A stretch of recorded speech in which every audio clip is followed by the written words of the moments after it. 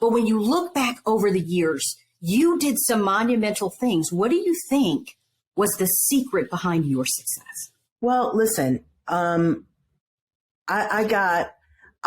started like the big job at the Oprah show at 35 years old. 35. So think about it. I was 14 years out of college. I'd already had about 7 or 8 jobs, and a lot of ill-fitting jobs, things that, I was like, why am I doing this? But I would say this. So let's start. How did that happen for me? Number one, I never, ever gave up. Oh, I never decided to settle. Huge.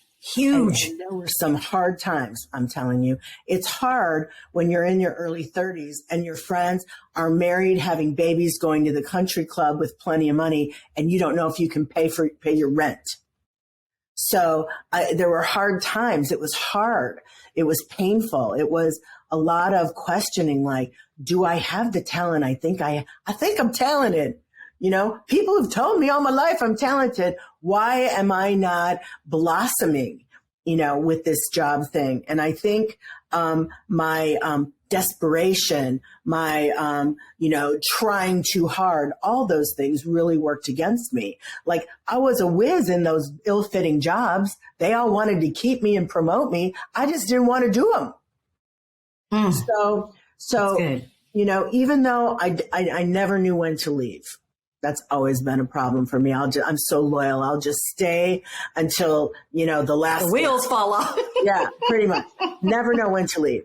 But the big thing is I just would not give up. I would not settle. I would not give up until I was able to get to the place where I could surrender, because I didn't know what else to do but surrender. Oprah tells a great story about that with the color purple. And all those years she was telling it, it never occurred to me, well, that's your story, Sheri Salata. You were running around that track. You were working at 7-Eleven. You were working in a title company. You were working at toy stores, trying to do your best to climb up the ladder. And you were doing all that. And it wasn't until I realized, like, it was just a slap in the face. So much rejection that I just opened my hands and said, all right, I don't know what this is, but I don't know what else I can do. I give. Ooh. And shortly after that, there was a message on my answering machine. Hey, this is so-and-so at the Oprah show. We were cleaning out an old closet. There was a new boss. I had applied years before and they had just summarily rejected me. There was a new boss in the promo department. We were cleaning out an old closet and found your resume and your reel of commercials, because I was producing at that time. Will you come in and freelance for us? And I went, what? I mean, I couldn't believe it. I mean, it's like the Madonna appeared to me right in my living room. I mean, it was one of those kind of miracles that knock your socks off. And all I can say is, I'm like, how did that happen? There was something in the surrender. That's good. I just surrendered. And I said, I'm going to trust the universe.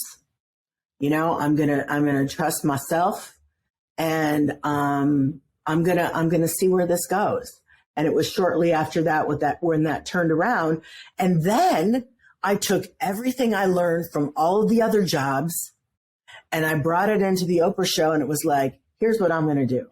I'm just going to do the very best job I can and not worry about anything else. I'm not going to worry about getting promoted. I'm not going to worry. I'm just going to put my head down, and I'm going to do the best possible, most creative, fabulous job I can and see what happens.